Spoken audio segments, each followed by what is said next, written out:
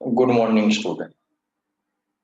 હવે અત્યાર સુધીમાં આપણે જે મેઇન ટેક્સ્ટ આપણી જે હતી એની અંદર આપણે 5 લેસન સુધીની આપણે ડિસ્કસ કરી ચૂકેલા છે.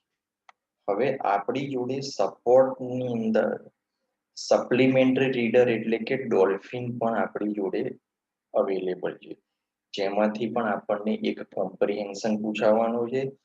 એની અંદર એક પેરેગ્રાફ આપેલો હશે, નીચે ક્વેશ્ચન આપેલા હશે. You have to find out the answer from the paragraph. હવે એ જે એક પેરેગ્રાફ આપેલો હશે એ પેરેગ્રાફ ડોલ્ફિનનો હશે. તો આજે ડોલ્ફિનની અંદર જેટલા ચેપ્ટર્સ છે એમાંથી આપણે એક લેસનની ચર્ચા કરીશું. એનું નામ છે ધ સાઇડ વોકર્સ. એને ક્રેબ્સ પણ કહેવામાં આવે છે, એને કરચલા કહેવામાં આવે છે. આ દરિયા કિનારે જોવા મળતા હોય છે. હવે એ કરચલા એટલે કે side walkers both are same. કે એને કેમ સાઇડ વોકર્સ કહેવામાં આવે છે એની પણ એક ચોક્કસ વાત છે. તો આપણે એને સમજીએ પહેલા કે ભાઈ સાઇડ વોકર્સ અને ક્રેબને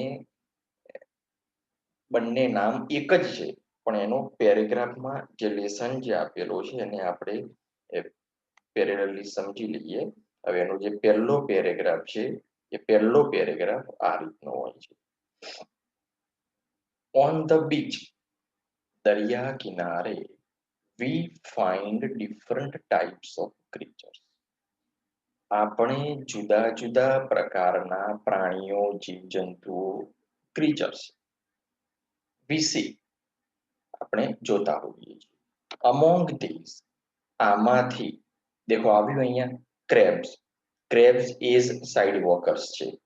crabs are the most interesting ones. પણ જે કરચલા છે એ કરચલા બહુ જ રસપ્રદ જીવજંતુ છે. They are of different kinds. એ જુદા જુદા પ્રકારના હોય છે. ભાઈ દેખો અહીંયા ડિફરન્ટ એ એક્ઝેક્ટિવ છે. હવે નીચે જે પેરેગ્રાફ આપેલો છે એની અંદર દેખો ડિફરન્ટ ના બદલે ડિફર શબ્દ આપેલો છે. ઇટ ઇઝ ધ વર્બ, તે વર્બ છે.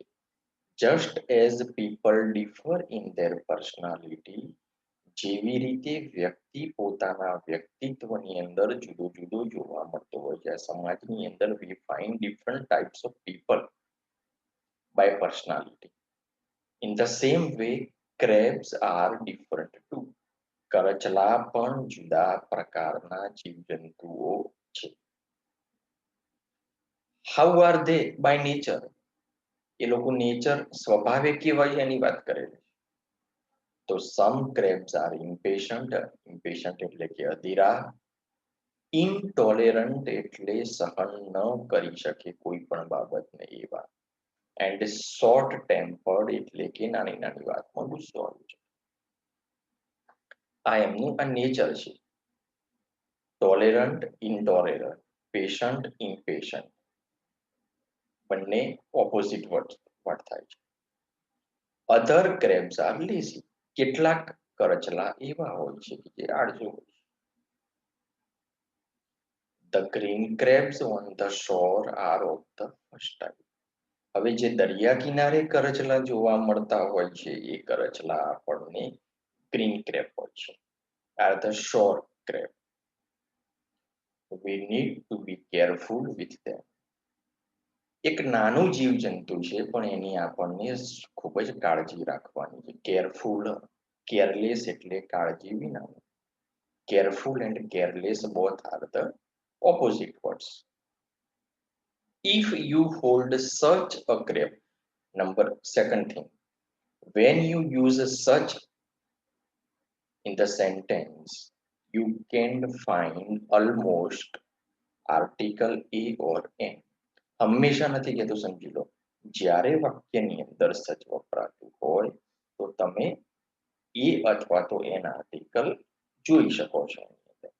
If you hold such a crab from behind by its shell, જો તમે એ કરચલાને એનું જે કવચ હોય છે ત્યાંથી પકડો તો. If you hold from them behind. Its claws cannot reach you. એના પગના જે નોર હોય છે એ તમારી સુધી પહોંચતા નથી. એટલે કે તમે સમજી લો આ કેવું છે ખબર છે કે એને જે પકડવાનો છે એને ફ્રોમ બિહાઇન્ડ બાઇટ છે. જે કવચ હોય છે, કઠણ કવચ હોય છે, ત્યાંથી પકડવાનું છે, પાછળના ભાગથી. જેમ કે સાપને પકડવામાં આવે તો એનું મોઢું પકડવામાં આવે છે, એની પૂંછડી નથી પકડવામાં આવતી, જેથી કરીને ડંખ ના મારે. તો ઇન ધ સેમ વે આ કરચલાને પણ આપણે એવી જ રીતે પકડવાનું હોય છે. So that its claws cannot reach you. Remember that even a small crab can give a painful sting. એક નાનામાં નાનો કરચલો તમને એક પીડા આપે તેવો ડંખ આપી શકે છે. એટલે કે એનો ડંખ પણ એવો હોય છે. એટલે કરચલો કહેવાય નાનો પણ એ ડંખ બહુ સારો એવો આપતો હોય છે જેનાથી તમે પેઇન થતું હોય. તો પેઇનફુલ એટલે પીડાદાયક, એ પણ શું છે? એક્સેપ્ટિવ છે.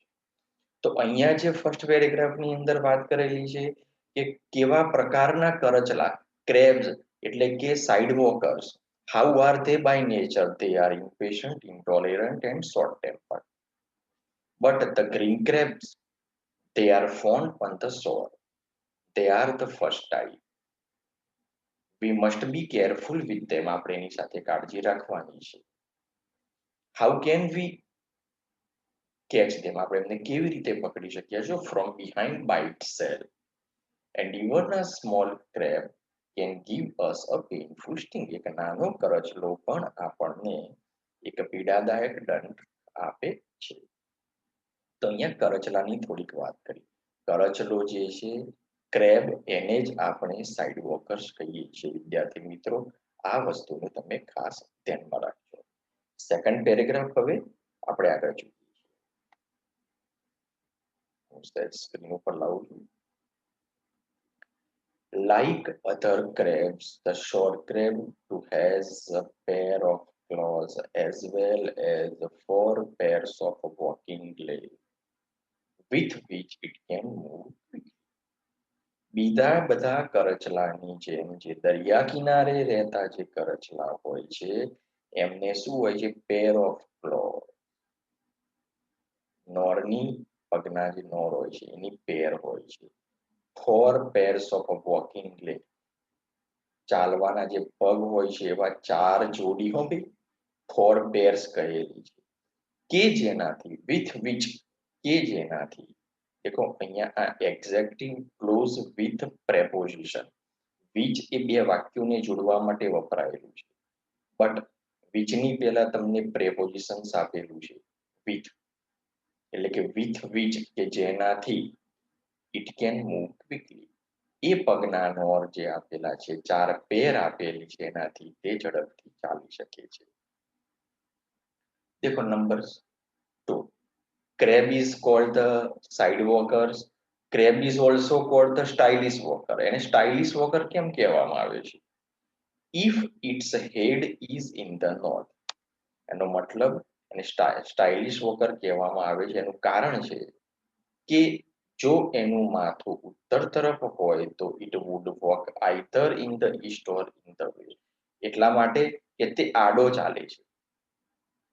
ઉત્તરમાં મોઢું હોય તો તે પૂર્વ કે પશ્ચિમમાં ચાલે છે. Therefore, and that is why they are called side walkers. આડા ચાલવાવાળા જીવજંતુ કહેવામાં આવે છે. So when you find the crab is looking at you, એટલે કે કોઈ કરચલો તમારી સામે તમને જોવા મળે તો you should not be afraid. તમારે ગભરાવાનું નથી. It will not rush straight to you. સીધો તમારી બાજુ નહીં આવે. આ એની ખાસિયત છે. It is funny to see the sidewalkers moving across. અને આવા કરચલાને જોવાની ખૂબ જ મજા આવે છે. એટલો મતલબ કે તે will not come to you. તમારી સામે નહીં આવે. એ લોકો side across, આડા ચાલશે. Long ago crabs used to swim. આ સમય પહેલા used to એ તમારી ટેવ માટે વપરાતું હોય. દાખલા તરીકે નાનપણની અંદર તમે ચા પીતા હોય તો, જેમ કે હું એક ઉદાહરણ આપું, જસ્ટ એક એક્ઝામ્પલ આપું કે we used to take tea in the childhood. તો આપણી એ ટેવ હતી અને used to નો આપણે ઉપયોગ કરતા હોઈએ. Now most of them do not. હવે તે એવું કરતા નથી, તરતા નથી. Crabs have shorter tails. એમની પૂંછડી નાની હોય છે. Because they have stopped using them for swimming. હવે એ પૂંછડીનો ઉપયોગ એ લોકોએ હવે તરવા માટે બંધ કરી દીધેલો છે. તો how are the crabs? How are the side walkers? Why are they called stylish walker? How do they walk? કઈ રીતે ચાલે છે એ બધી બાબત આપી છે. એની કેરેક્ટરિસ્ટિક અહીંયા આપેલી છે કે ભાઈ કરચલા સ્વભાવે કેવા હોય છે એની વાત કરીએ છીએ આપણે. હવે બીજી વાત કરીએ છીએ આપણે કે એની અંદર હવે આગળનો પેરેગ્રાફ છે આપણી જોડે કે crabs have good eyesight. એમની જે આંખો હોય છે બહુ જ સરસ હોય છે. હવે એમની જે આંખો હોય છે એ કેવી હોય છે ખબર છે? their eyes are in front of the cell. એમનું જે કવચ હોય છે એની સામે હોય છે. they are sunk in two pits. બે ખાડાની અંદર ડૂબેલું હોય છે. દેખો સિંક SINK એનું આ ભૂતકૃદંત છે SUNK. there are two pairs of feelers on the side. લાગણી પંખ હોય છે ભાઈ એની આજુબાજુ જતું હોય ને કોઈ એને તરત ખબર પડી જાય છે. આ એની સૌથી મોટામાં મોટી ખાસિયત છે. કરચલાની આજુબાજુમાંથી કોઈ પસાર થાય તો આ ટુ pairs of feelers એટલે લાગણી પંખ કે એને કહેવામાં આવે છે. with which it can feel કે જેનાથી એ ફીલ કરી શકે છે. હવે એનું ઉપરનું જે પડ હોય છે the thick cell provides the protection. જે સૌથી ઉપરનું કાચબા જેવું કઠણ કવચ હોય છે એની અંદર. do you know the crab changes itself? જેવી રીતે સાપ પોતાની કાસડી દૂર કરી નાખે છે એવી રીતે આ કરચલો પણ પોતાનું ઉપરનું કવચ દૂર કરે છે. after some time the cell does not increase in size. જેમ જેમ કરચલો મોટો થતો જાય તેમ તેમ એનું જે ઉપરનું જે કવચ હોય છે એ મોટું થતું નથી. પણ જેમ કરચલો મોટો થતો જાય છે એટલે એના લીધે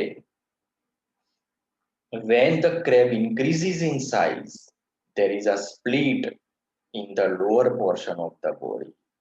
એટલે કે જ્યારે કરચલો મોટો થાય છે ત્યારે એના જે ઉપરનું જે કવચ હોય છે એની અંદર એક તિરાડ પડે છે અને તિરાડ પડે છે ત્યારે